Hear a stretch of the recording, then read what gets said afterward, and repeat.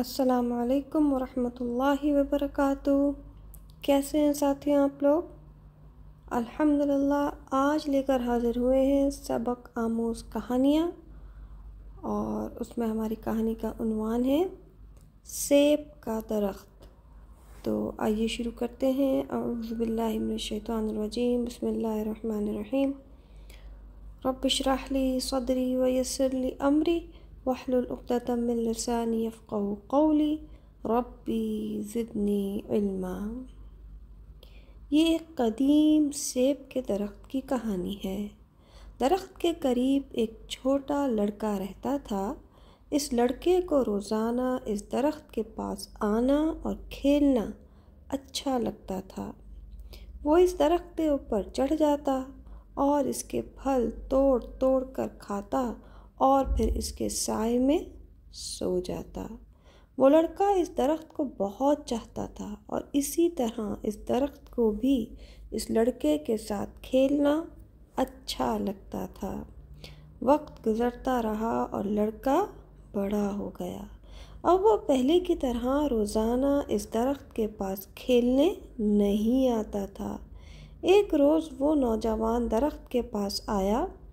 وہ مایوس لگ رہا تھا۔ درخت نے اس سے کہا، آؤ میرے ساتھ کھیلو۔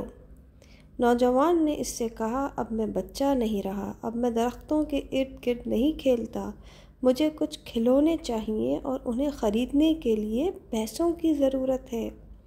اس وقت درخت نے کہا، مجھے افسوس ہے، میرے پاس پیسے تو نہیں ہیں، لیکن میرے اوپر جو سیب لگے ہوئے ہیں انہیں تم توڑ کر بیچ سکتے ہو، اس کے بعد تمہارے پاس پیسہ آ جائے گا۔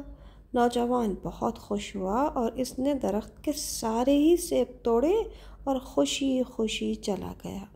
سیب توڑنے کے بعد نوجوان واپس نہیں آیا تو درخت کو مایوسی ہوئی۔ ایک دن وہ نوجوان آیا، اب وہ جوان ہو چکا تھا۔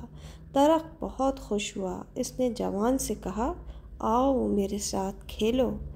حسب توقع اس نے انکار کر دیا کہ میرے پاس کھیلنے کا وقت نہیں ہے، میرے لیے ضروری ہے کہ میں اپنے کنبے کے لیے کام کروں، ہمیں رہنے کے لیے ایک مکان کی ضرورت ہے، کیا آپ میری مدد کر سکتے ہیں؟ درخت نے اس سے کہا، افسوس ہے لیکن میرے پاس کوئی گھر نہیں ہے، پھر بھی اپنا گھر بنانے کے لیے تم میری ٹہنیاں کاٹ سکتے ہو۔ اس آدمی نے درخت کی ساری ہی ٹہنیاں کاٹ ڈالیں اور خوشی خوشی چلا گیا۔ اسے خوش دیکھ کر درخت بھی خوش تھا، لیکن اس کے بعد آدمی درخت کے بعد دوبارہ واپس نہیں لوٹا اور درخت دوبارہ تنہائی اور مایوسی کے احساس میں چلا گیا۔ ایک دن پھر جب دھوپ نکلی ہوئی تھی اور گرمی کافی زیادہ تھی، وہ شخص آیا۔ اسے دیکھ کر درخت خوش ہو گیا اور حسب عادت اس سے کہا، آؤ میرے ساتھ کھیلو۔ آدمی نے کہا، میں بڑا ہو گیا ہوں اور چاہتا ہوں کہ سمندر میں سفر کروں تاکہ خوشحال ہو جاؤں، کیا آپ مجھے ایک کشتی دے سکتے ہیں؟ درخت نے کہا، میرے تنے میں اپنی کشتی بنا لو، اس سے تم دور تک سفر کر لو گے اور خوشحال ہو جاؤ گے۔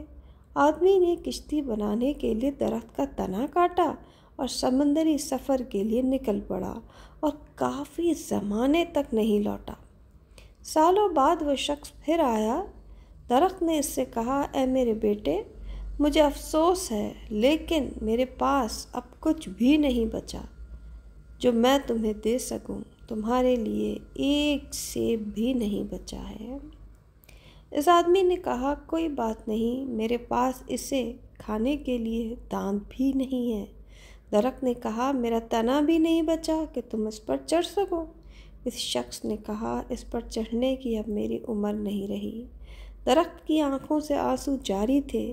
حقیقت میں اب تمہیں کچھ نہیں دے سکتا۔ آخری چیز جو میرے پاس ہے وہ میری جڑیں ہیں۔ آدمی نے کہا، مجھے زیادہ چیزوں کی ضرورت نہیں ہے، اب مجھے ایک ایسی جگہ چاہیے جہاں میں آرام کر سکوں، زندگی بھر کام کر کر کے میں تھک چکا ہوں۔ पुराने दरख्त की जड़ टेक लगाने और आराम करने के लिए सबसे बेहतर जगह है। तब दरख्त ने इससे कहा, आओ मेरे पास बैठो और आराम करो। वो बच्चा इंसान खुद है और सेब का दरख्त इसके वालिदैन हैं। बच्चों के जब पर लगते हैं तो नए आशियाने वजूद में आते हैं। इस नए घर की आबियारी वालिदैन के ताअवुन और दुआ से ही मुमकिन है।